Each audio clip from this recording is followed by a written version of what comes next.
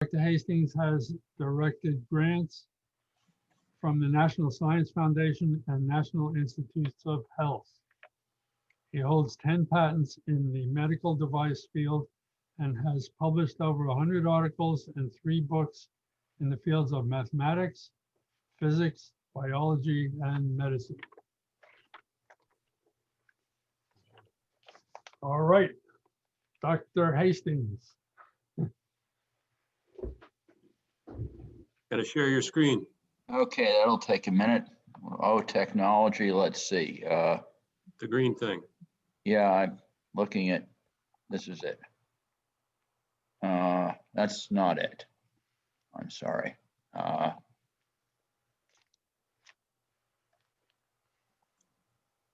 There's a criticality detector in Windows that knows that's it, what you want to do, and it makes everything fail. Okay, so let's see if this works. If I go to slideshow, Yeah. do you see a slideshow? Yes, we do. Yeah. Okay, so I want to talk about climate change from Stockholm to Paris and beyond. This will be a little unusual in that I have a few things to share. Everybody, Bruce, please mute. And then if you want to ask a question or something, you can just press the space bar. Sorry, Harold. Go ahead. Just fine. There'll be a few things that we'll put up and you can experiment with, or we'll experiment together, and I'll leave them with Bruce to send to everyone links to some of the current modeling software developed, as I like to say, with admiration by a bunch of people with fancy foundations at MIT, together with a bunch of hippies in Vermont that got together and did the first thing, which has now become the standard. So this is the data on climate change. This is the temperature. Unfortunately, there are 50 million different types of notation designed to confuse, but this is the picture of anomalies. Everyone takes a different baseline, but global land and ocean temperature from 1880 to the present. And I think what you can see is, if you follow this, there's a very steep up ramp that has begun roughly at 1980.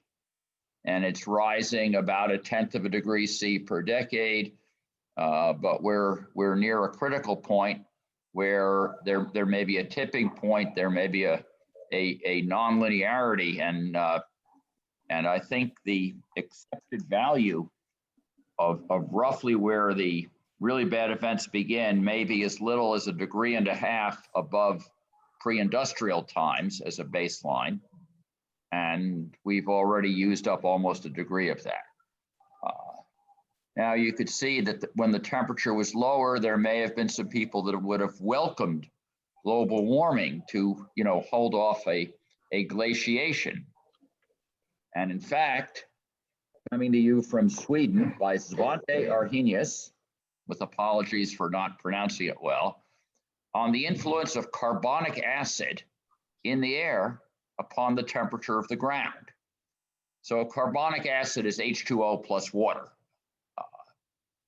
That namely H2CO3, and that's a form of carbon dioxide essentially in the atmosphere.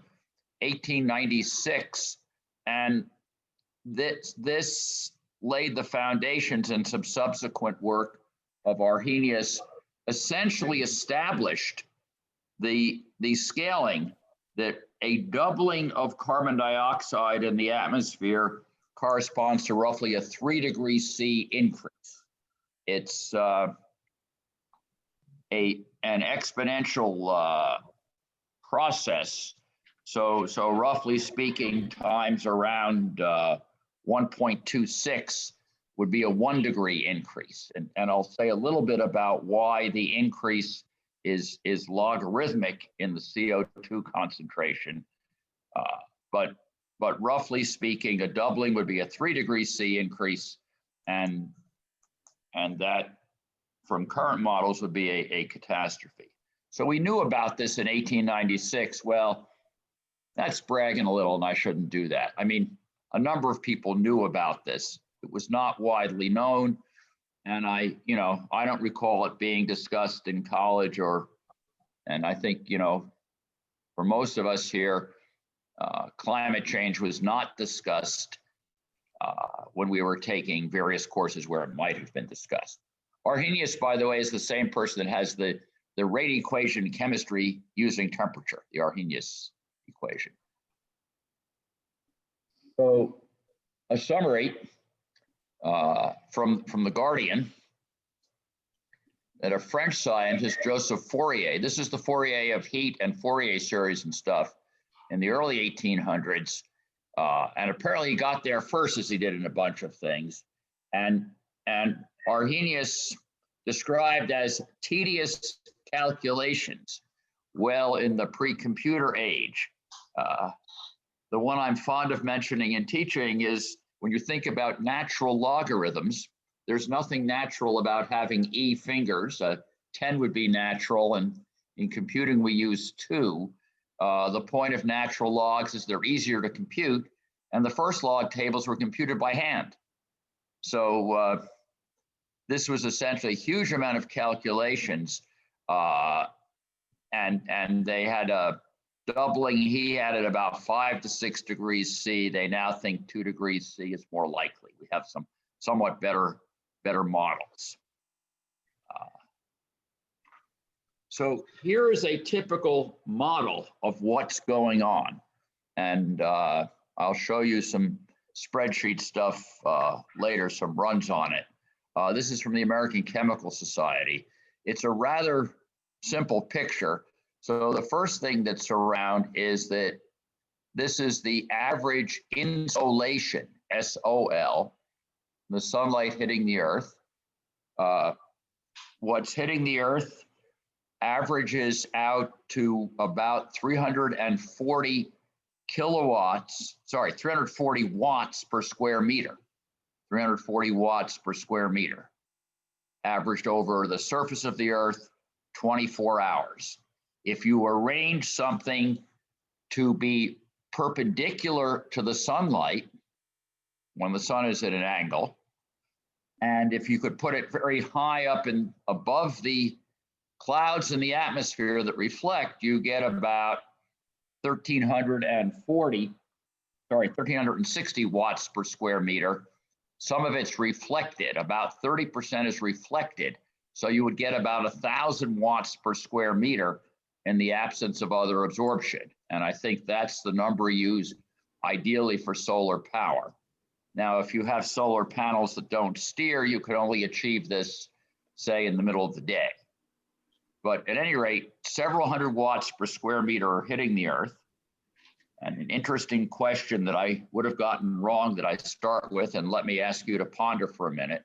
Suppose I want to power the entire US grid, the whole thing, with solar. Today's efficiency.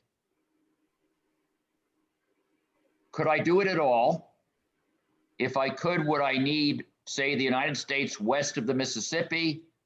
Or would I need, say, roughly a quarter of New Mexico? Or would I need Rhode Island in area? So just ponder that for a minute. And I don't know if anyone wants to hazard a guess. I would have gotten this wrong without calculating it.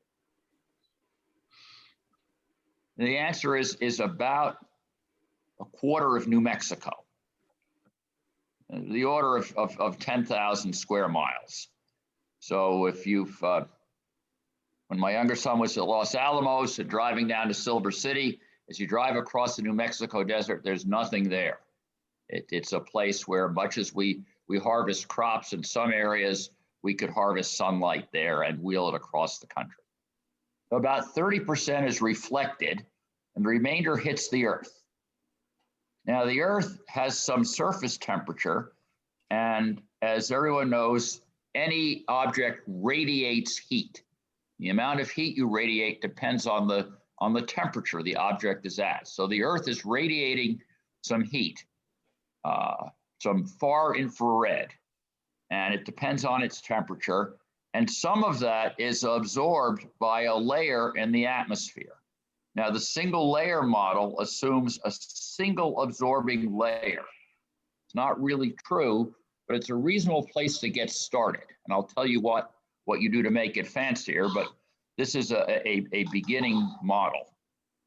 And then it re-radiates it. Now, you might say that's sort of neutral, but the atmosphere is absorbing from the Earth one direction. It's radiating some out to space, but some back to Earth. So if whatever amount it absorbs, it re-radiates half of it down to Earth. And epsilon is used for emissivity. And for those of us who've done thermal work or used infrared thermometers or whatever, the absorption efficiency equals the emission efficiency. And that's a number in the range of 0.65 here. So this is a picture of what's going on in the greenhouse effect.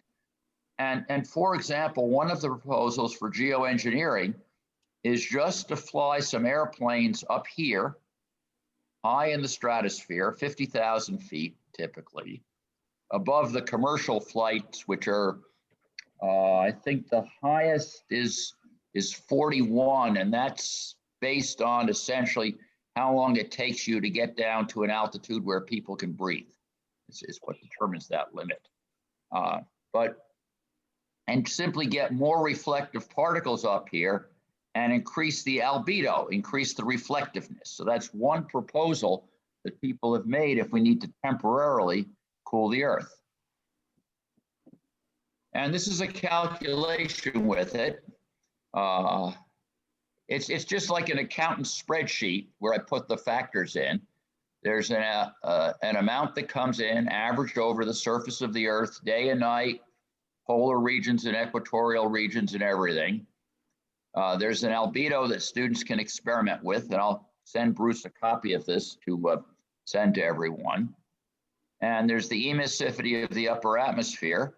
And out of this, you can determine an equilibrium temperature of about 289 Kelvin, which is about 16 C, 15 C, it's somewhere in the 50s, averaged day and night, poles and equator of the Earth.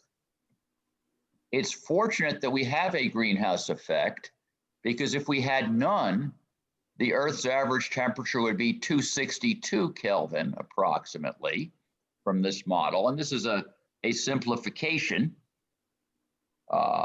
And that's about minus 11 C. So that's about 15 Fahrenheit. And so some greenhouse effect is important. Now, where does this model fail? Well, first of all, there's so much CO2 around that saturates absorption bands. Layers essentially absorb almost all of the light that's hitting it, the far infrared, and then re-emit some upwards, which I can think of as hitting a higher layer. So a really formal model has many layers, and each layer absorbs a certain amount and re-radiates half of it back to Earth. And it's this fact of many layers that gives you the logarithmic response that says that every time I double the CO2, I get roughly a 3-degree change in temperature in kelvins or Celsius. So let me come back here for a minute. And you might wonder, how come I have this one-way mirror, if you will, that sunlight goes through, but some of the infrared, much of it, gets absorbed in the atmosphere. And of course, this seems mysterious, perhaps, but you could visualize, for example, a red filter on light, which lets red through, but absorbs the blues and greens. And what's going on is there's a vast difference in wavelength. The wavelength of the light, or heat in the case of the far infrared, the wavelength is inversely proportional to the Kelvin temperature. So the sun is sitting at, say, roughly 6,000 Kelvin, giving us a yellowish greenish light, but the blue scattered away makes the sun look orange. So the sun is a little under 6,000 Kelvin, and we are roughly 37 C, that's 310 Kelvin. Our skin is a little cooler. Say we're roughly 300 Kelvin. The Earth is roughly 290 Kelvin. The Earth has a temperature of about 1/20th the wavelength of the, 1/20th the temperature of the sun. The Earth's temperature is 1/20th of the sun. So the wavelength is 20 times as long. The wavelength is way in the infrared. And that gets absorbed in vibrational motions of the molecules. So let me just draw this a little bit. And apologies that I'm not really good at this. This is CO2. So there's a carbon in the middle, and it looks like this geometrically.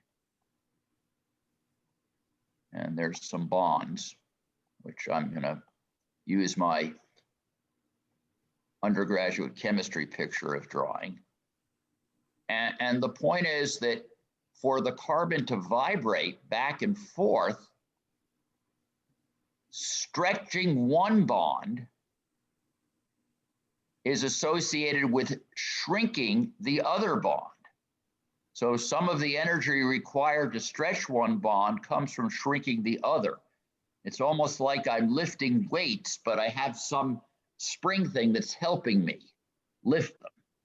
So this is a relatively low energy and thus long wavelength phenomenon. And this makes carbon dioxide a greenhouse gas, as is water.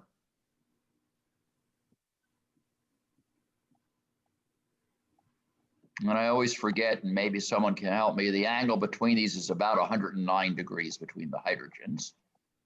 So I have that phenomenon. And then there's methane. So there's a carbon surrounded by 4 hydrogens, which form the vertices of a tetrahedron with the carbon in the middle. This is why I'm not an art major. So the bonds are sort of roughly schematically like this. This picture is symmetric. It's a regular tetrahedron. It's symmetric, even if I haven't drawn it that way. And the carbon's in the middle. So again, the carbon you can think of as roughly held by these 4 springs, the bonds. And again, there's a vibrational mode. So the energy that's absorbed here and re-emitted is coming from vibrational modes of the molecules.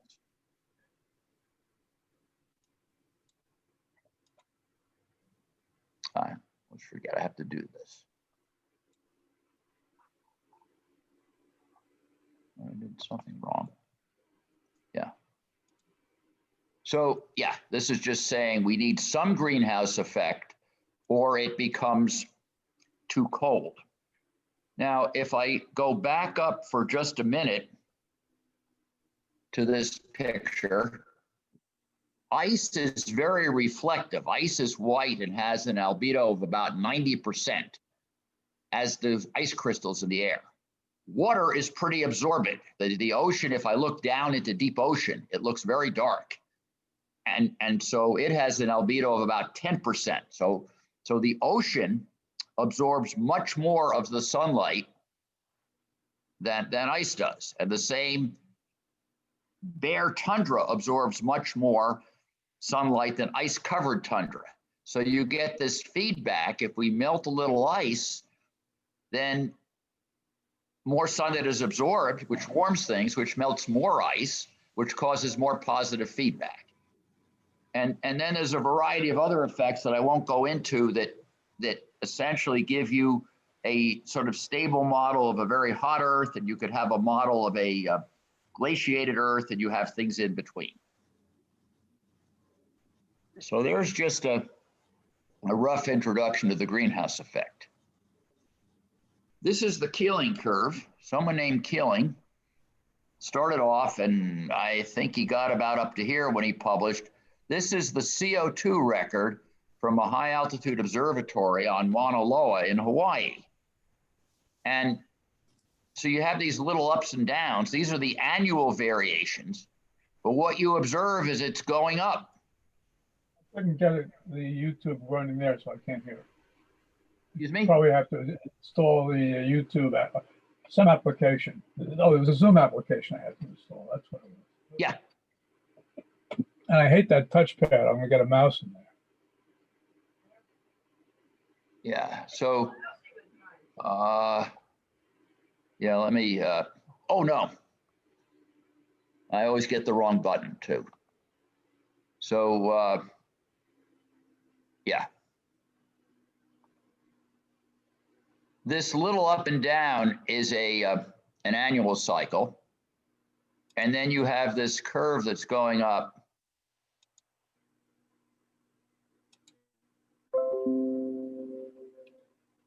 And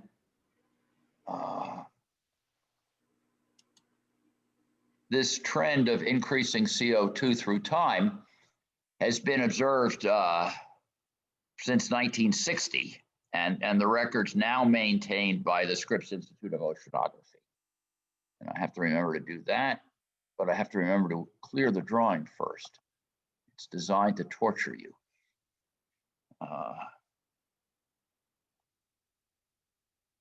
So what's wrong with global warming? I mean, here I am, as I joked, it was about -5 when I went out running this afternoon in Western New England, but that's Celsius.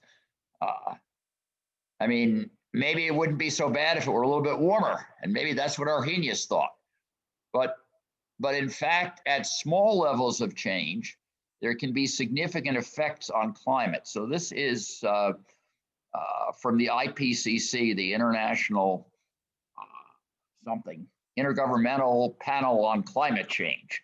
And you have to watch which one it is, because these days on the internet, someone makes something slightly different and who knows what they're putting out. But this is, SR is for supplemental report. This referred to thinking of a 1.5 degree change as being a problem.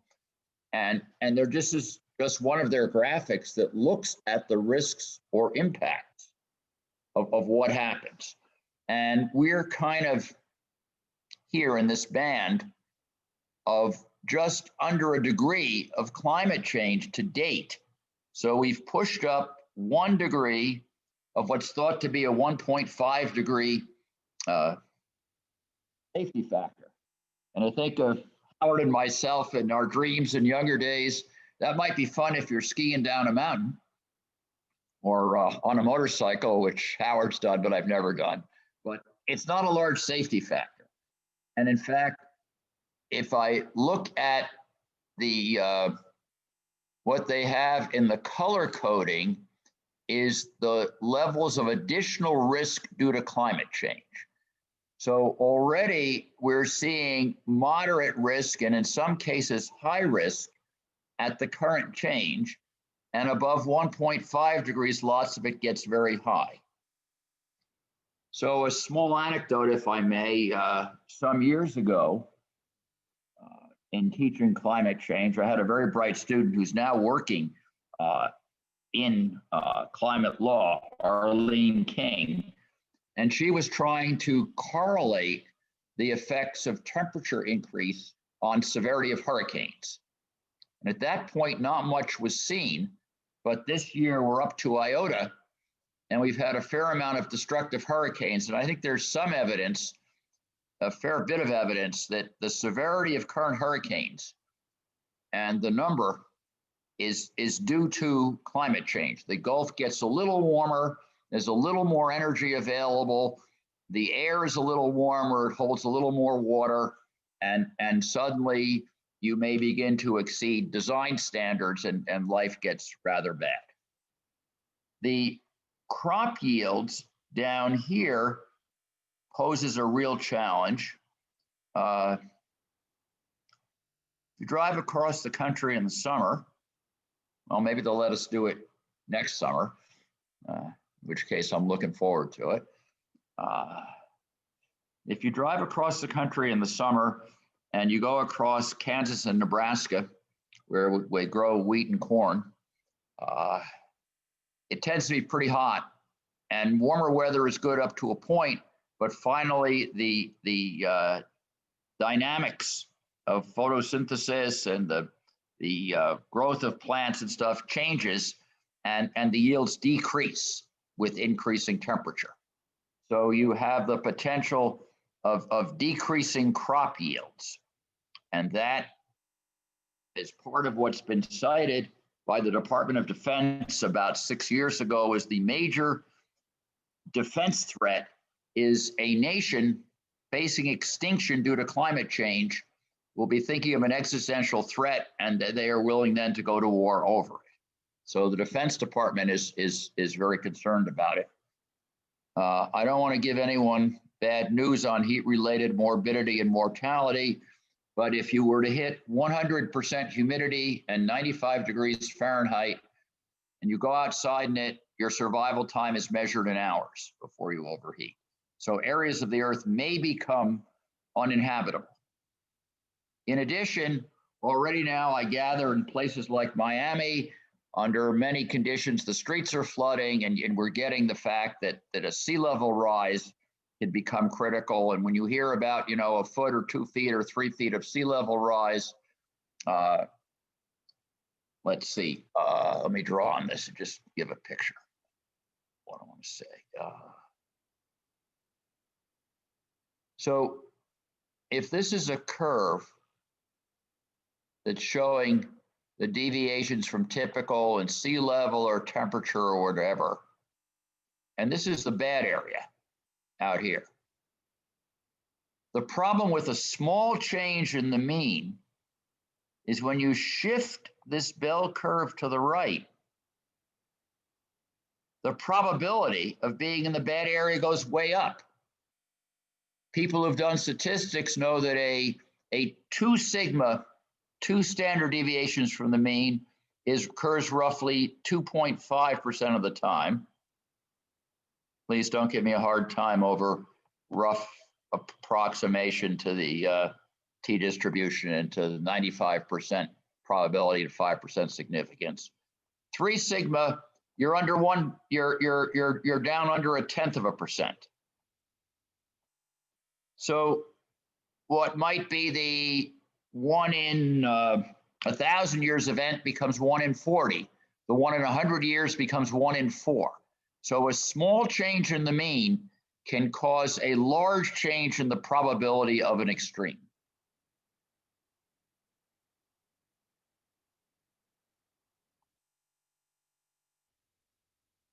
Okay, so far? Okay. Onwards. Question. Sure. If we have decreased crop yields in the United States, wouldn't we get increased crop yields in Canada and in Siberia and in Argentina? Yeah, we would, but there are some problems with that. I mean, that's a wonderful thing to ask, but part of it has to do then with the fact that we're already exploiting a lot of that winter wheat and things like that. And the other is that the whole infrastructure is keyed to crop yields where we now have them. And there's a question of the distribution of rainfall, which can be even worse. So, yeah, I mean, that's why I think at the beginning, Arrhenius said, well, it wouldn't be so bad if we warmed up a little in Sweden. So there will be a little more, and, there will be some groups that are benefiting. For example, sailing a short route from Europe to Asia through the Arctic. And the other part that I want to say about that is if you are country X located somewhere and your yield is decreasing, but the next group farther from the equator it's increasing, it wouldn't be so good if you went to war over that. And just as an example of what one is now seeing, China is buying up ranches in Brazil so that they can direct the crop yield from Brazil to China. Economic. I have a question. If the carbon dioxide is greater for instance, crop yields would increase with carbon dioxide. For instance, greenhouses inject carbon dioxide to increase growth rate. So does that offset the temperature change? No, not enough. At some temperature, it starts to not work. Okay. And Yeah. then I have a I second don't know question. the exact relationship, Tim, but I do know that there is a more of a concern on the temperature and changes in rainfall patterns, and there would be the gain of having somewhat extra CO2. And then I have a second question. There's a theory that I've read that if particulate matter increased in the atmosphere, it would block more of the, I think it's the larger wavelengths, so that ironically, if the pollution level of large particulate matter, like coal power plants, was increased, that would then block the incoming radiant heat? Yeah, but if I have particles blocking it, I'm blocking the Earth's re-radiation out. Okay. Yeah. Because in the potato famine era, because of many volcanoes, there was a cooling of the earth. Yes. Yeah, that did cool. There was a significant cooling of the Earth from those emissions. So would that not then imply, if those folks projecting that argument, that if we turned off all the scrubbers on the power plants and took our emission controls off the cars, that increased pollution would then result in a cooling? We're going to be, well, two problems. One is we're going to be increasing the amount of CO2 significantly, offsetting it. And the second thing is that stuff is not very good to breathe. Oh, I agree. Absolutely. But on the other hand, Tim, one of the approaches to geoengineering is to try to put more harmless particles up in the atmosphere. That actually is one of the proposed approaches, because if we get a little later, well, let me give the punchline when it comes up. Okay. But there is a plausible argument that if we can get through the next 50 years, we'll be in much better shape. And I'll sketch that out a little later. I want to look at it. I just want the dramatic effect. What can I say? Doesn't the difference in altitude matter too? Of the car exhaust is at ground level, and volcanoes can propel their emissions up tens of thousands of feet. Yeah, and the particles on the Earth would get deposited on the Earth. Note the boundary problem of pollution, U.S. versus Canada. I was on a panel at one point, and an interesting debate where Canada said, "Look, you guys are polluting more," and the U.S. said to the Canadians, "Yeah, but you're polluting far more per person." And you know, there was no one was really willing to take the first step towards reducing. But yeah, there's the altitude where it is, there's the how long it's around and stuff like this. But simply allowing unbridled coal burning is not going to help. Injecting particles which nucleate ice crystals up in the stratosphere at high altitude will help for a period of time.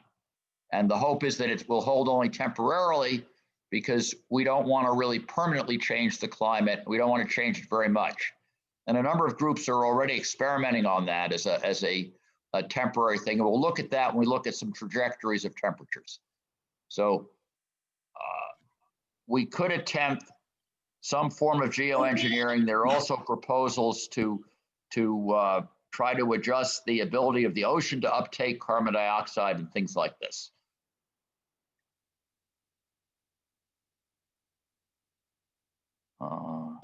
Question. I have a question. Yes. Why is there a difference between the warm water corals and coral reefs and the mangroves? A difference in what? In the reflection? No, the difference in why, the difference in the impact. Well, once you get an impact, it takes the system a while to respond. And there are all sorts of feedback where one thing causes another and causes another and causes another. So that's one of the difficulties in studying this, is that the impacts are all delayed a little bit.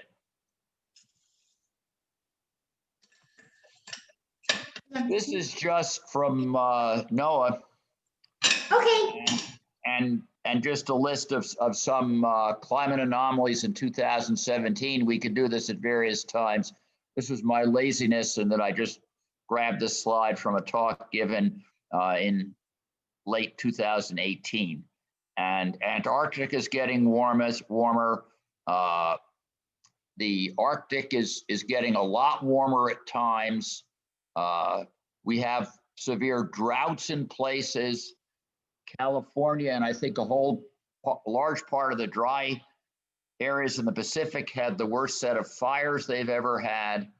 And there are just a bunch of effects that seem to be increasing extreme effects.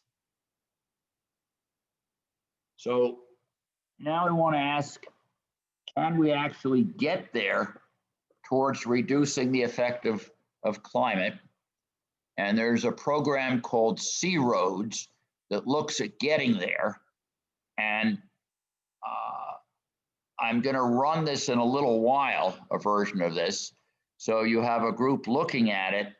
And one of the questions is the CO2 emissions. And we can note a number of things that are around. The US is currently the largest emitter of carbon dioxide, even though China has a much larger population. Of course, as China, light blue, increases its per capita income, more people will use cars and other things, and China's CO2 on this trajectory will end up increasing.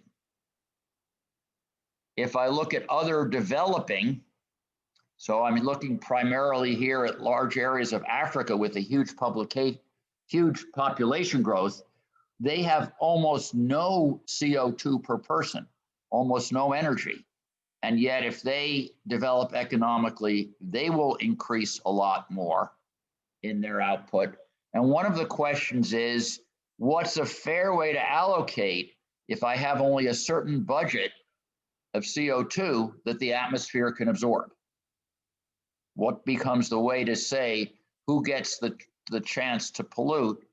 And this graph here, I think you can see a graph going up, the projected temperature increase under where we are will cross the 1.5 degree range around 2030, the 2 degree range around 2040, and it just keeps going up for the duration of this simulation. We'll run that a little later. En-ROADS, their latest thing, how do we get there, is an exploration of the effects of electrification and energy efficiency and things like this. And this becomes an important effect that's around. And it's a complex one, and it's driven by a number of things. For example, if you're an area where electricity is generated in a relatively green way, hydro in the Pacific Northwest, hydro, natural gas, and nuclear here. I don't know about most of the country. Here being Massachusetts, we have Vermont Yankee nuke plant. We have Hydro-Quebec and Hydro-Ontario. They're generating more electricity in Quebec and in Ontario than they can use, so they ship some of it down to us. Then an electric car is efficient in terms of its miles per amount of CO2 emitted. In Chicago, where the electric is largely coming from coal from Wyoming, a Prius is a coal-powered car. A plug-in Prius is a coal-powered car in Chicago. So there's a need to generate electricity cleanly if you're going to use it. So we'll look at that in a minute. I pushed the wrong button. There we are. So this is a question of the generating of electricity. And I know when I drive around here, I see a bunch of solar installations, commercial solar installations. And I trust that the people building them are building them for economic reasons. I don't think they're building them to make statements of, look how green I am. They're building it because it's cheaper economically.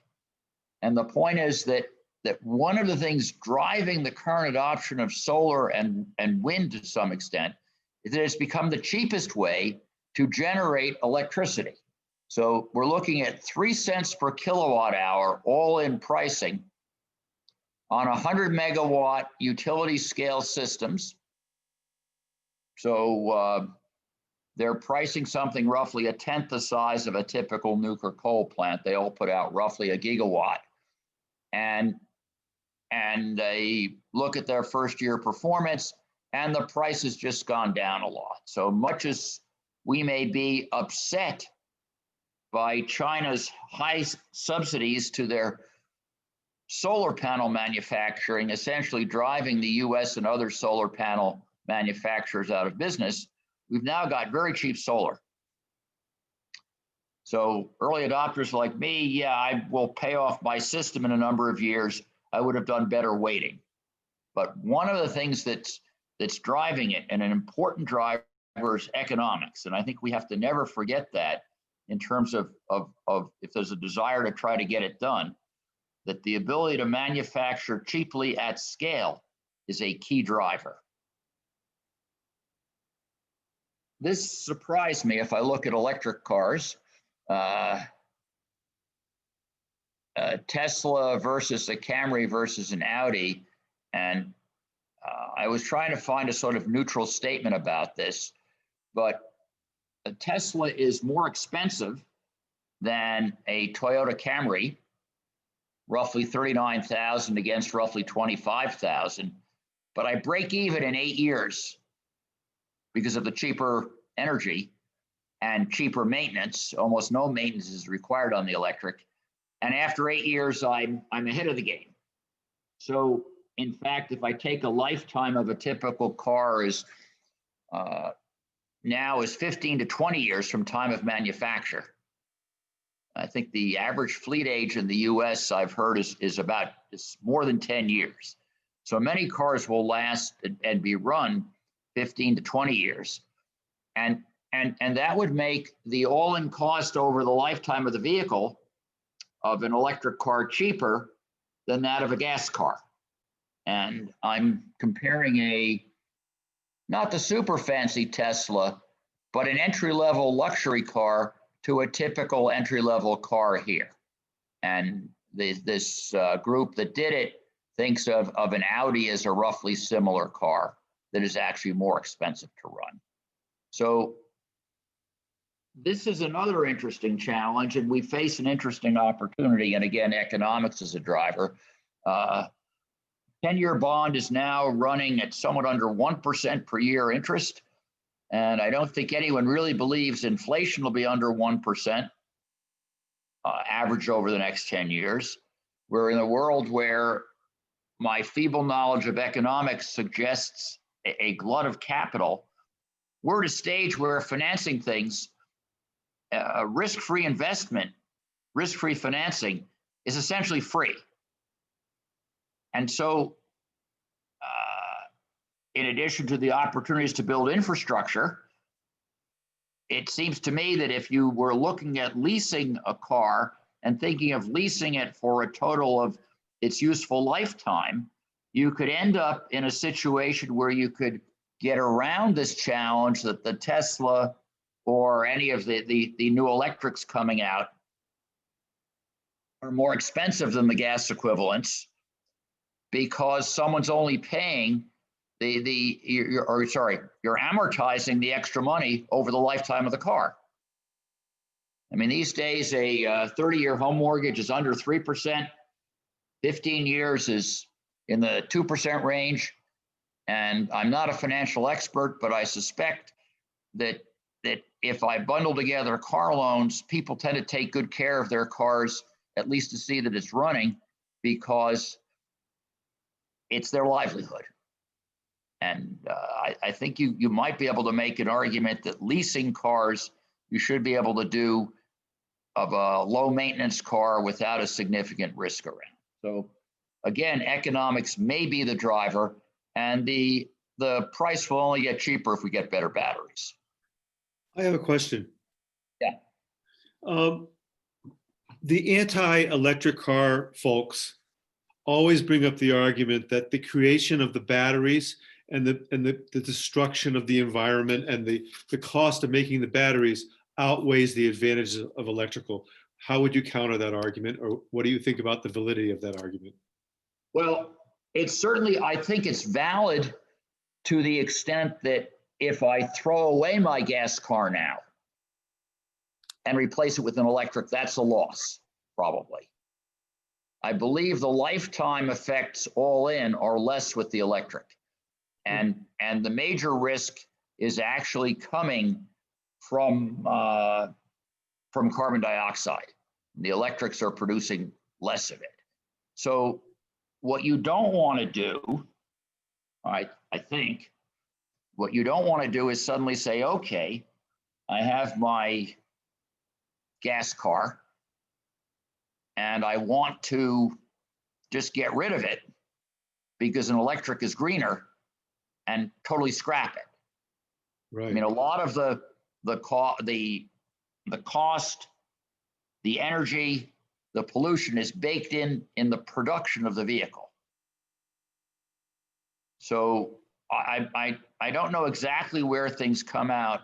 What I will say that might well change it is that we're really only beginning to learn how to manufacture these things at large scale.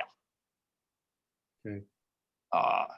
The other question is how I'm getting my electricity that I have to look at if I'm doing it. Right. In other words, am I getting my electricity from natural gas, which is pretty good, but it's not as good as solar? I mean, so I can run a higher thermal efficiency with a natural gas plant than I can in a car engine, because essentially I gain in a couple of ways. I gain from the fact that the cycle in the car is not enormously efficient, and then I gain a little bit from the fact that I can run a better set of temperatures. And I also may gain a little because the electric will provide large torque essentially at 0 RPM, so I can handle the low speed acceleration well. But it's a question of how I get my electric. Right. This was just from two colleagues of mine at Simon's Rock, and we were struck by the fact that the global population is declining. I want to just comment on that and then come back. So right now, for example, if you shut off all immigration to the United States, our population would decline. Our number of kids per woman over her lifetime is running around 1.7. It's less than that in much of Europe and in Singapore and stuff. And my understanding in China is that even though the one-child policy has been abandoned, that the birth rate continues to go down with increasing opportunities for women and an increasing thought of investing in each child. And so you find some people, France, Japan, and China, were arguing for trying to increase the birth rate. And I make one silly observation. Let's imagine you succeeded and you got everyone to have one more kid. Well, for the first 20 years of that kid's lifetime, unless you have child labor, you're increasing the dependency in the workforce. And you don't break even till about 80 years down the road. 2100. And we don't have a planning spectrum quite that long. And the other thing is it won't work.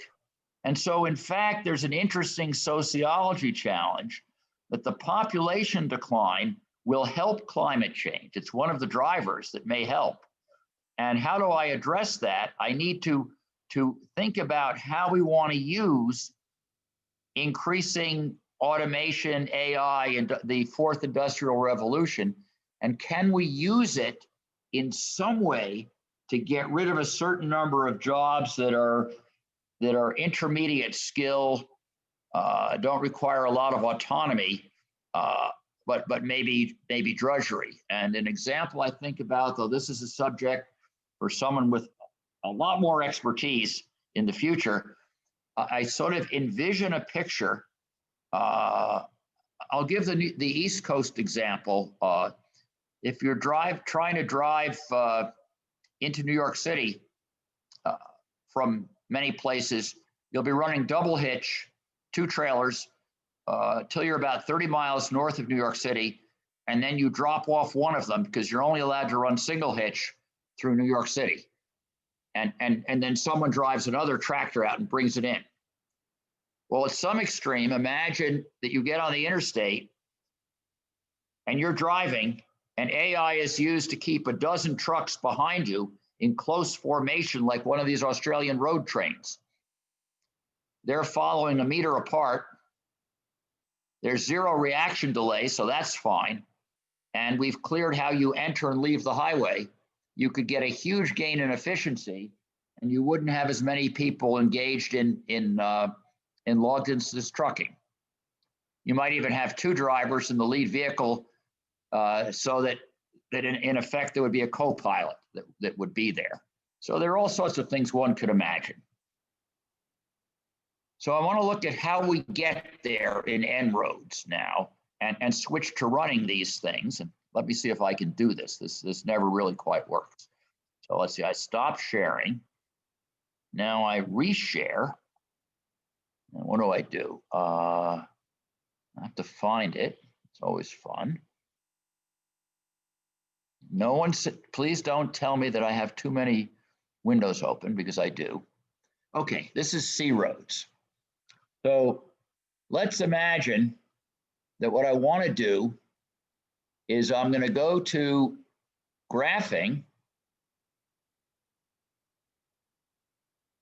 the emissions per capita. That's CO2 per capita, tons per person per year. It looks like the US is dominating this.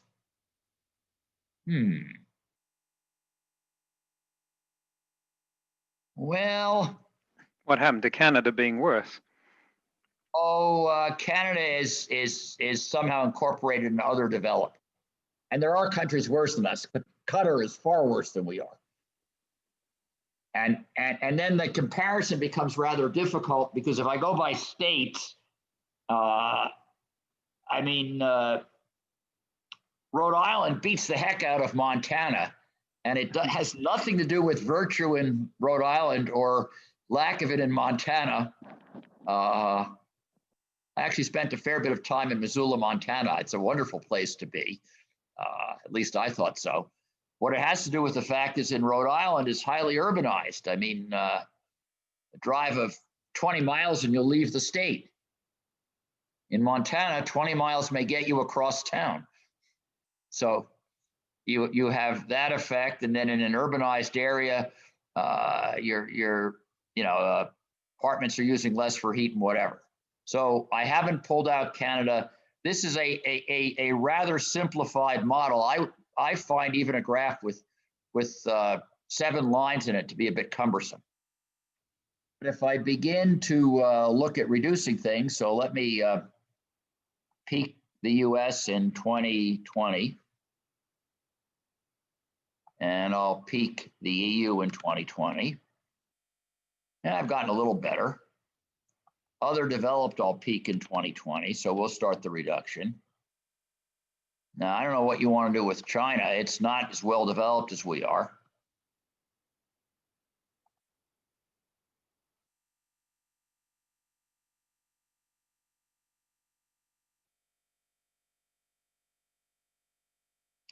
So you can begin to get different peaks, and you can get years of reduction.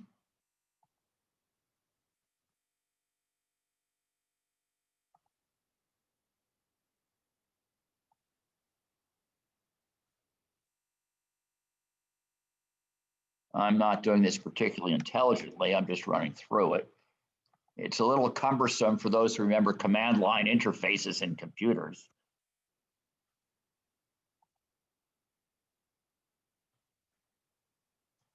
And let me take an annual reduction rate of 10% a year, which is pretty steep.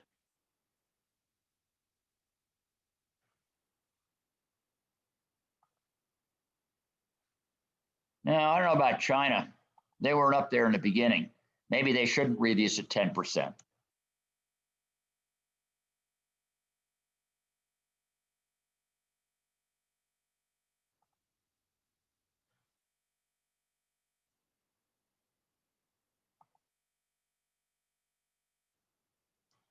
So this strategy, which was called by the IPCC, converge and contract. I could tinker with China a little bit. Let's not let it pass everything quite so much. Let's make this 2025. Harold, does this account for the lag, the proposed lag in changes versus in CO2 versus changes in climate? Isn't there proposed to be about a 30-year lag in the actual impact of these changes, or is that no longer believed? Well, given that I'm changing it over less than 30 years, I don't have, I mean, I think that's built in, and that if I have a 30-year time scale, it's 3%. I realize about 3% of it per year. But okay, but I've looked at the model. I haven't looked at it carefully, but I think it has become a model that's been accepted by, for example, the UN in their sustainable development. So okay, well, more encouraging. There is a lag, and it's very important. I'm glad you brought that up. I mean, we saw the lag in that we didn't realize how bad things were till we, made them bad. But there is this lag in it, and it uses, and one can set, I don't remember which of these. I think I have to back up, but I can set a whole bunch of parameters that affect the model. So what I want to do is look at this and observe that what I've done is I've made it's increasing and then leveling off and coming down. Now, this is called converge and contract, this strategy, and maybe I could get there with some overshoot. So getting there with some overshoot would be the role of a little geoengineering to attack this. And I will send Bruce the links to this later. It's virtually user intuitive, but you can back up to their website and they'll tell you how to use it. If I begin to ask how to get there, En-ROADS, which looks at energy, lets me put in various strategies to test them. So, for example, I could say what happens if the population growth is slowed. Then I see that I've reduced the temperature a little bit. They don't give you a full range in scaling it. But if the world's population were 4 billion and not almost 8 billion, and remember that some of the CO2 gets absorbed and recycled, we really would cut our effect of adding CO2 by more than half. One can ask about energy efficiency. There are difficulties if I put a carbon tax in. I can decrease the carbon effects. That looks huge. And now there's a whole bunch of equity issues. What is the effect when someone from a developing country says, you guys were able to develop because you had cheap energy and you didn't care? I don't know if any of you remember the Thomas Benton's painting Boomtown from high school. They show this Main Street, where one of the big things on Main Street is a factory with a giant smokestack spewing smoke into the air. It's kind of the coal side of remembering an exhibit at the Smithsonian where they have this folk song, roll on, Columbia, roll on. Your power is bringing our darkness to light, talking about the construction of a dam whose exact purpose was to stop the river from rolling on freely. But there are lots of social issues that come up in making these choices as to what to do. One of the controversial ones is, what do you do about nuclear power, where in my personal opinion, it's gotten a bad rap in the US. To my understanding, the major risk when 3 Mile Island released a little bit of radioactivity is the major risk were people driving away from 3 Mile Island on highly crowded roadways. Now, there was the failure of the Enrico Fermi plant in Detroit, popularized by a folk song, The Day We Almost Lost Detroit, which entered partial meltdown. And there was the Japanese failure at Fukushima Daiichi, where they essentially a tsunami took out their emergency shutdown power, and a mundane use of the Gutenberg Richter law would have said there's a chance of an earthquake this severe. And in my unhumble opinion, the problem you face there is the following. You have a CEO of a company, and it was run by a private company in Japan. And let's imagine that CEO expects to be around 10 years, and they're looking at, do I protect against the 500-year event? There's only a 2% chance it's going to occur when I'm there. Probably won't occur. If I spend money and reduce the profits, dang it, I'm going to get a lower salary. So the mismatch in timescales, as well as the non-realization that, gee, when people talk about the 100-year flood, they mean a 10% chance in 10 years. You know, if you live in a flood zone and your house is within the 100-year flood, there's a 30% chance roughly you'll see it in the duration of a 30-year mortgage. So it's the non-understanding and mismatch of timescales that messed it up. But this is a way to begin to ask, can we somehow manage to get there? For example, I increased the amount of nuclear power.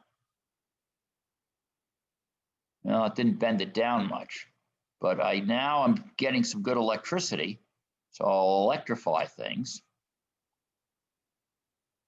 Well, one of the lessons of this, when I use it in teaching, is to say, hey, this is not an easy problem, right? I mean, I turn all the dials all the way and I don't get anywhere.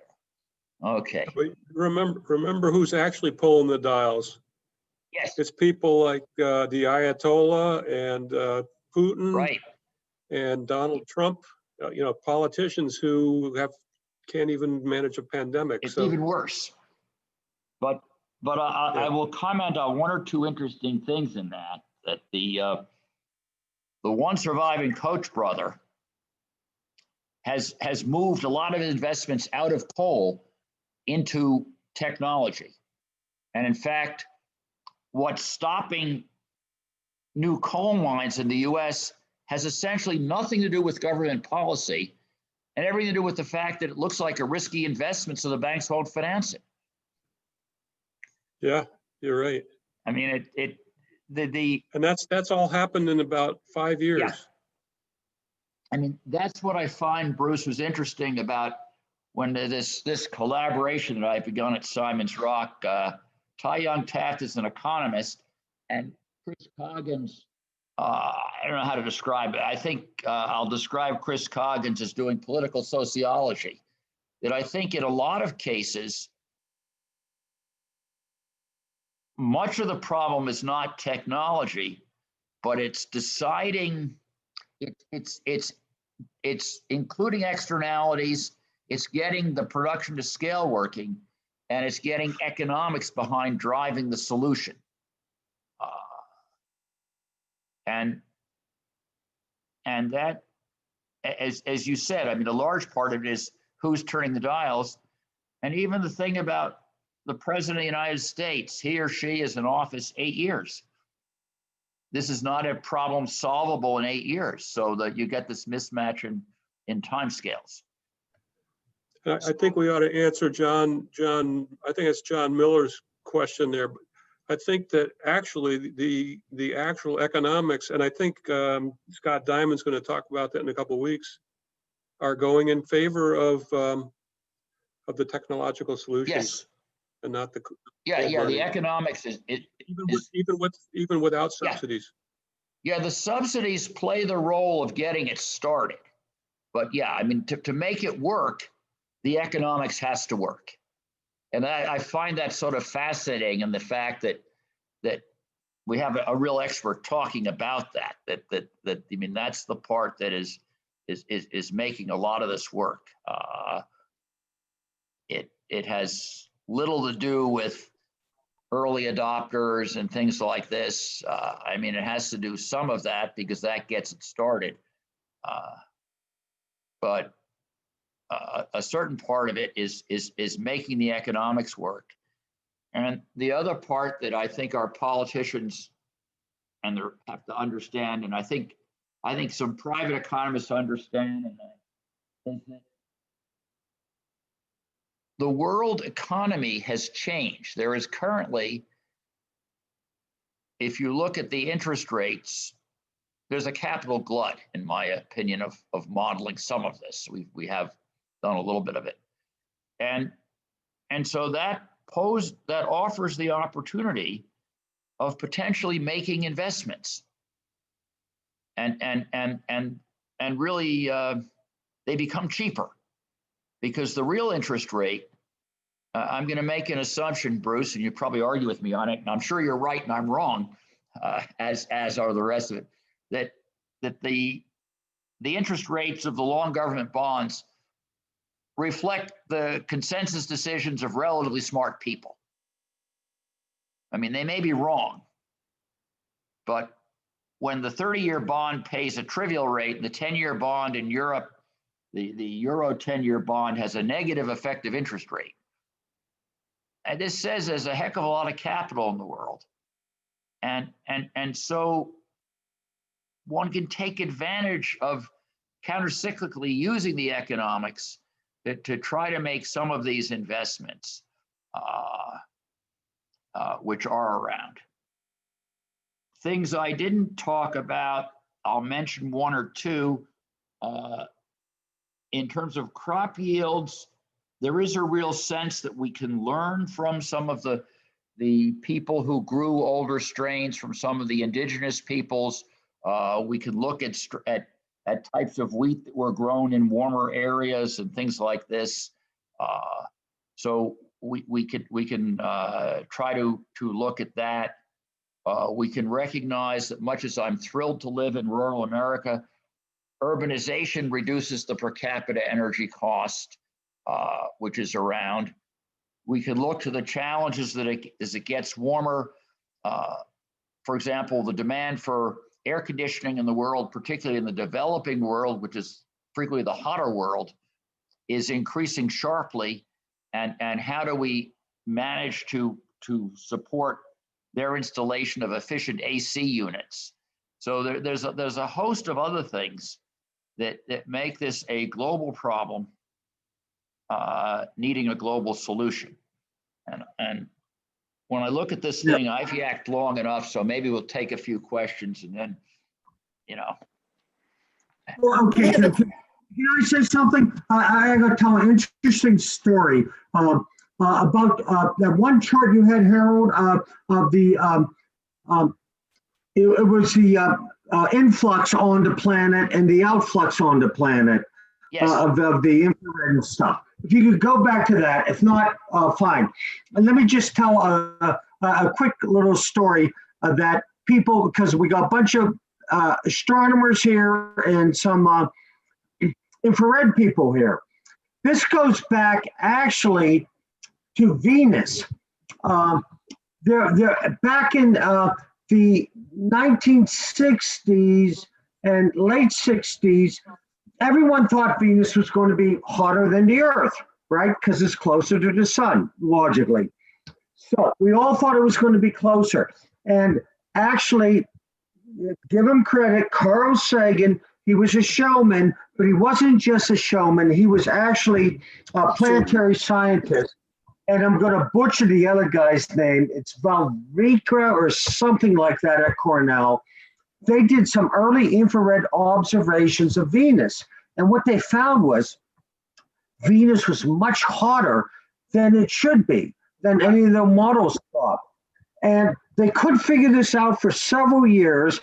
then they did some spectrographic models, and they figured out the atmosphere is almost all CO2, and which absorbs the infrared. So what they figured out was the CO2 allows the visible light to get in, just like a greenhouse does, through the glass, heats up the surface, and then doesn't let the infrared out, like your chart shows. And the whole greenhouse glass, that we're now struggling with on our planet was actually done by astronomers for looking at Venus back 20 or 30 years ago, using Bruce infrared and Scott using infrared. Yeah. Oh yeah. All right. And what was funny, if you're my age and it was then, I mean, what you learned is, well, Venus is likely a little warmer than Earth. So, if we wanted to send astronauts to Venus, they could go to the poles or something. I mean, there was no sense that it was a lot warmer. Right. Yeah, there was no sense. And then the Soviets landed their Venera craft on it, and they knew this. I mean, they knew it was hot. I mean, they weren't stupid. It lasted like 10 or 15 minutes before it melted, but. Hey, I have a question on ice ages. I'm told that 13,000 years ago, the ocean here in the ocean was 300 feet lower than it is today. Why did that happen? I mean, that must have taken some extreme. Oh yeah, a huge amount of water was stored in the form of ice, and this is still something. I mean, I don't really understand it. I think the experts still don't completely understand it.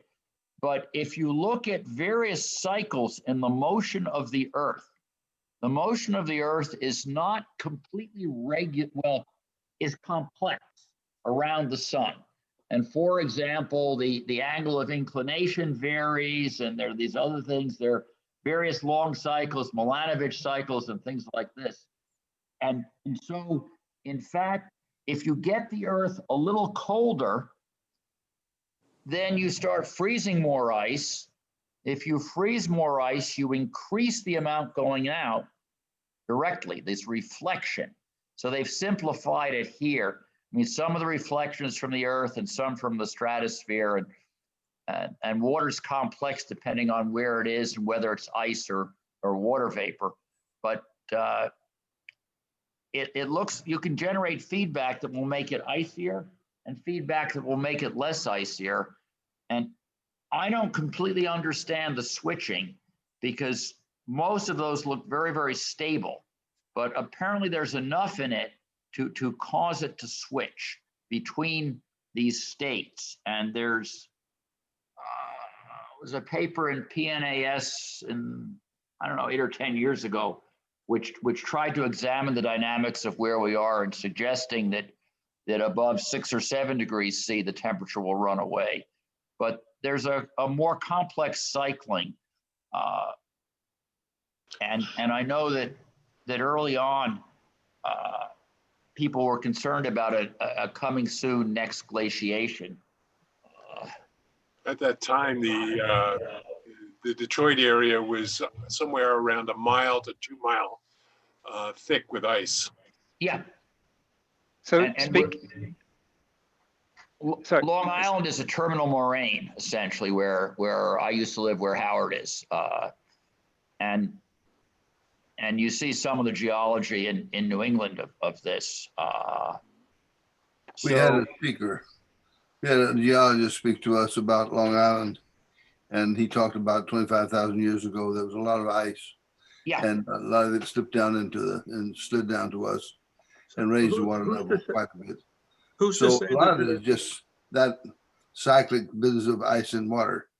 If you have a lot of ice, some of it melts and it raises the water level. Yeah. You don't think much about radiation, you just think about capacity. So then has the glacial and Arctic ice melting produced a measurable change in the total albedo of the Earth? I think it has, yeah. I mean, we're now able to measure very tiny changes. And I've certainly seen calculated figures. I mean, some of the difficulty of the measurements is what dominates what. So, I mean, yes, the amount of sunlight hitting has varied through the times, but it's by under 0.1%. The albedo, to my knowledge, is a calculated effect because it's hard to measure it directly. But in fact, there's been enough so you can calculate a small change, and you can in fact observe experimental evidence for a change in the rapid warming in the Arctic. The sharpest warming has been the Arctic, and then curiously, that's what's caused these polar vortices that have made parts of the Midwest frigid in winters. That a northern jet stream has become less stable. So you've had cold Arctic air flow down into Illinois. I'm thinking of typically Ohio, where I was born, and so on, that have had some very, very cold temperatures caused by warming in the Arctic regions and destabilizing a northern jet stream flow, allowing the air to flow in this unusual direction. So isn't it true about albedo that our cities are warmer because of the blacktop? Oh yes, much warmer. And Chicago, in a number of areas, Chicago has mandated white for building roofs and stuff. You could really change the city a lot if you began to say, make your roads concrete and make your building roofs not tar or some flat black thing. And you see this change a lot. So for example, in areas that I'm familiar with, Bethesda, Maryland, when you get out to where their houses, you're only a few miles west of downtown DC. But it's significantly cooler. And that has to do with the fact that the one area is a city, which is generating more heat, but has a higher albedo, and the other area doesn't. So you could affect some of this by just the way you do things. And it's kind of the flip side of, well, in part due to design and in part due to luck that I've got a certain amount of passive solar heat here because of a lot of stuff that absorbs the heat in the middle of the living room. Harold, Can I ask a question? okay, go ahead. I have one issue. If you, in a couple of weeks, I'm going to give a talk on trees. Yes. Trees have a major effect on reducing climate change, and we have deforested like crazy. I have graphs, including in the United States, of what has happened. One tree on average, when it's about 10 years old, can hold 48 pounds of carbon dioxide. Good trees are all about carbon dioxide. That's how they grow. Yeah, that's. You take them down, it's released back into the air. And there are many people, now this is controversial, but that say that the solution to climate change is we've got to reforest and put in trees where we've destroyed it. But it takes an average tree 25, 35, 40 years to reach maturity. So it'll be a slow process. And it is happening. It's just gradual. And so trees are very important in the whole picture because they give us oxygen in return. Oh yeah, look, you can see exactly what Judy's saying. They're putting in, there's a major effect on the climate. Yep. And the En-ROADS program, here it is, removing carbon by afforestation and promoting trees around is a major effect, as have been proposals to build out of wood in long-term structures and thus capture the carbon. And I'm going to talk about that in a couple of weeks. I have some pictures and stuff. So it's a major influence. And when you look at Brazil and what they've done, and I have a graph of that, it's and they don't, it's like when we took down the redwoods. We Yeah, didn't know that the redwoods was so important to our planet. We just Oh, took yeah, them it- down. Now you can't do that, but it's just, we find things out in hindsight. yeah, it's a but huge effect. It's very, very huge important. effect, huge In effect. fact, even in this simple model, this was the first project of this group up in Vermont, and I ended up, they were informal then. I had some discussions with them about using some of this data in research and wanting to cite them and reprint this versions of this graph. But notice that in this very simple model, to try to explore, can I get there? I look on their first model is essentially to get the magnitude of the change to get there. Notice that they really only give you a few variables. They let you prevent deforestation and promote afforestation. Whoops, I'm sorry. I'm not where I think I am. I'll send this. If you go to run it, you can run it in a global version and see a huge effect, as Judy's pointing out. I mean, this is really a major change, and it's an interesting feedback. If the Earth's population were less, we need less land for agriculture, we can let more get reforested, and an enormous effect on the climate. Yep, we are planting other things Harold, like can you give us- agricultural, and we are putting in farm animals where there used to be trees, totally destroying the whole concept of keeping ourselves balanced and reducing our carbon footprint. And we should all become vegetarians. We are pretty much. It actually has a very, very large effect. So Henry, You are right. do you have a question, Henry? Henry? Hi, Henry. Yes, I have a question. How big of an impact are the trees on the environment? Well, it's a pretty big impact when you think about the fact that a few degrees in temperature has a big impact, Henry. So I don't know quite what the climate is where you are, I think in Oregon. So I'll use numbers from near here. But if we get a temperature in the summer of 85 degrees, that's very pleasant. And a temperature of 90 degrees or so is much less pleasant. So at that range, even a few degrees in temperature has a large effect on people. Got it.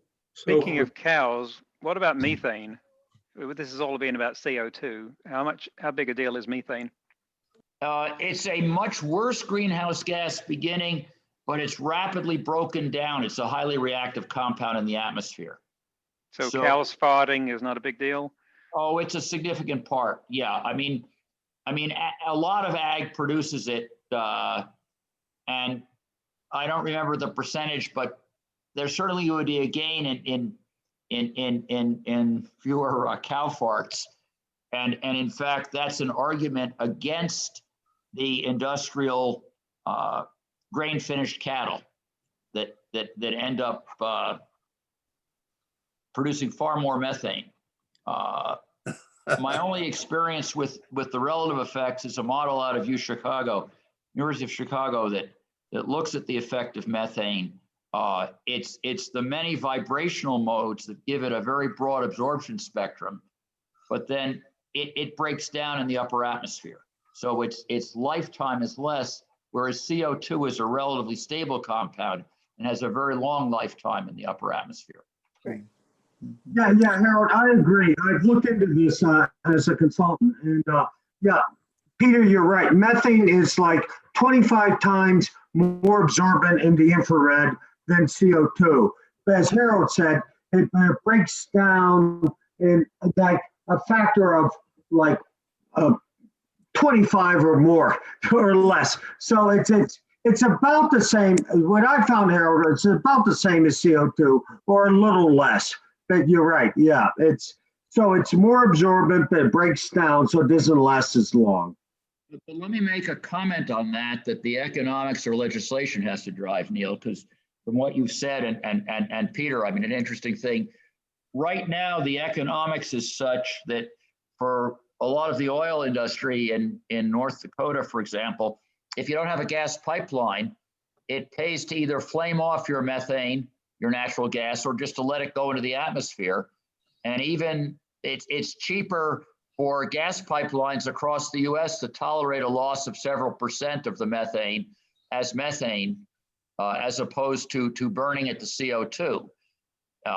Now, of course, as you said, the long-term effects are roughly the same, but if you burn the methane for producing electricity or heating, you're getting some use out of it.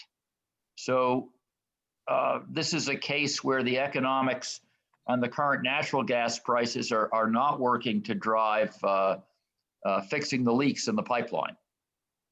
Yes, exactly. Right. You're right. Yeah. Okay. Well, I have a question. Are we going to keep going? Hope so. Can I ask a question? It's Dave. Go ahead. Yeah. Let's have one more. Okay. I have one. On this graph table, I see technology, and new technology is all the way over to the left. And technology has not only created a lot of problems for society, but has also solved a lot. So there's all kinds of ideas out there that people are working on, getting the soil to absorb more carbon dioxide, getting particular rocks to do it, and capturing the methane from cattle. And there are all kinds of ideas out there. So why is new technology all the way to the left?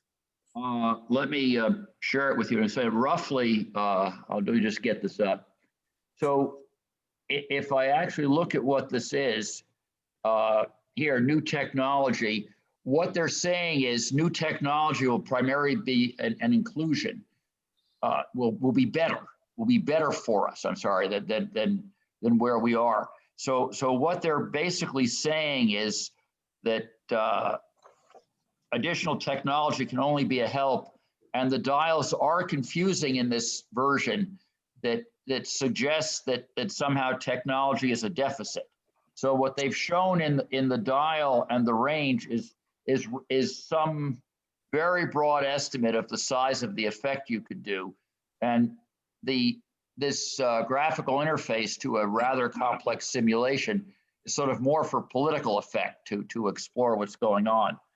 So I can use detailed settings on technology, for example, and when I'm done with that, let's move the breakthrough year back. Let's assume we get a real breakthrough in 5 years, and you can just see a large effect in the source of energy. Mm-hmm. And they're not really, I mean, this is probably an underestimate of what you can do. And they're only talking about cheap electricity here. But this is a comment, I will pass it on to them. If you look at En-ROADS, you're only able to run a beta version. The final version isn't really out there. And I suspect that this is more confusing to the politicians that why is this one to the left and this one to the right? And essentially it's the changes from the status quo. So for example, the carbon, we'll put a tax on it. We're very unlikely to subsidize the mining of carbon and coal. So there's only one direction to move. And the same with the technology breakthrough. So question, you talked about the emissivity difference between ice and water. So that for each, say, acre or whatever, it was ice that becomes water, then that difference becomes an exponential change, not just a linear change. So that is perhaps part of the rapidly increasing effect of that. Am I correct? You didn't mention the difference in land versus ice or water, but I presume it's somewhat similar. The other thing I want to say, your talk was excellent tonight. And lastly, not to put in a plug, you talked about 3 Mile Island, so I can't help putting in a plug that I wrote a novel that starts at 3 Mile Island in case anybody's interested. Yeah, It's called Dated Young. yeah. I actually read that. Oh, Let's have a review, Bruce. Oh, you know, it was kind of fun for me because I lived in the Connecticut River Valley, and he had this fugitive running through the Connecticut River Valley after watching a murder at 3 Mile Island, and it winds up in Tim's condo in Vermont. So. Harold, can I ask you, Tim, can I ask you something? let me try to answer Tim. Over a small range, almost everything looks linear. You can use linear approximations for a small change. And then typically, yes, there's exponential over a large range, but well before that happens in many of these, you enter a nonlinear region. So for example, let's just think of an ice sheet. This is the simplest. So if the ice sheet is on land, it's sitting there and it's not raising the sea level. If it breaks off and hits the water, all of a sudden the sea level rises. So you do get these tipping points, these deviations from linear behavior. So yes, you're absolutely right. I prefer to think in the modeling over the relevant time scale that some of the changes are linear and therefore additive. So if we can gain 0.1 degree here and 0.2 here, we'll probably gain 0.3 from the combination. And then over the long run, if I can avoid tipping points, it's only when you have a large change that the exponential factor comes in. So for example, whereas the question of it takes a doubling in CO2 to raise the temperature 3 degrees, if we're concerned about, gee, the world is going to be in bad shape if we raise it another degree or so, we can pretend that we're really in a linear range and what we have to do.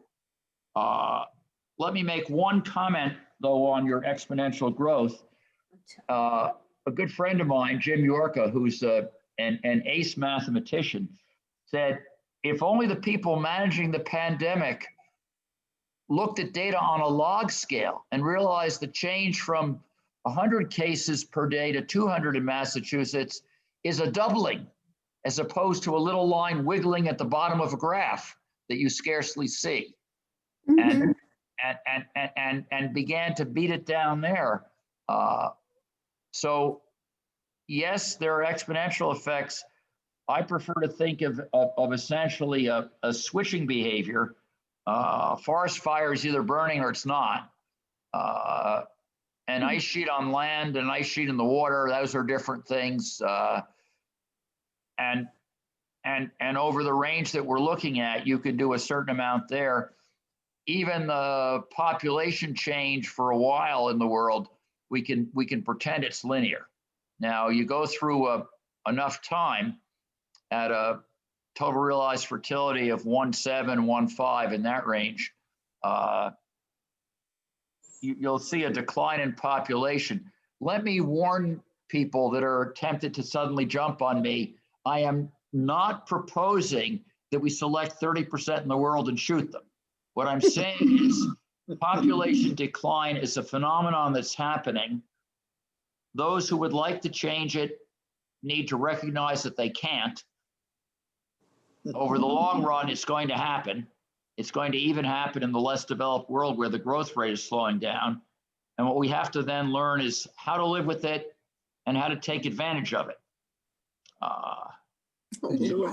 You're not suggesting that we ignore the pandemic either. That's not a good idea. No, not at all. I am reminded from that though, a story of, Isaac Asimov gave a talk on Long Island on the founding of a science section in Newsday, which was our local paper that at one point had a pretty good national rep.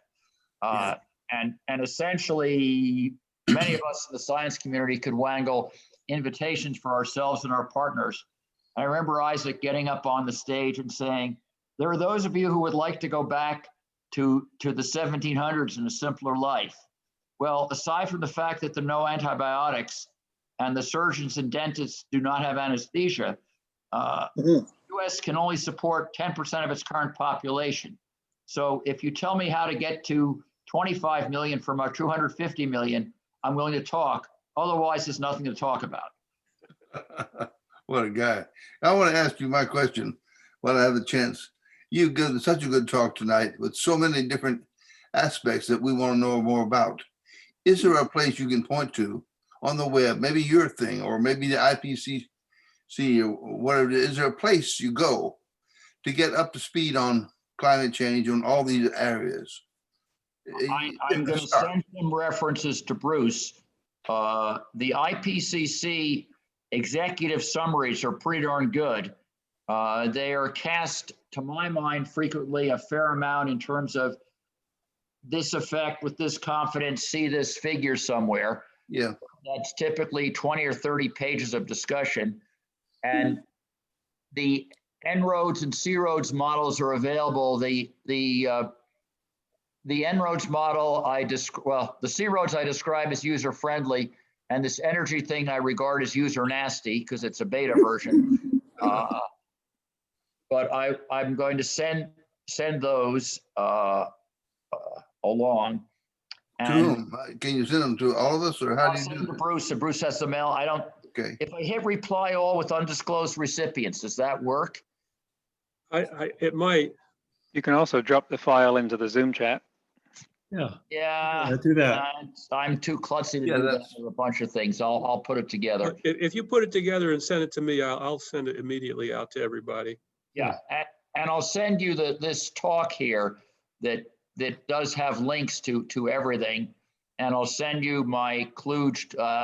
The spreadsheet was my kludge.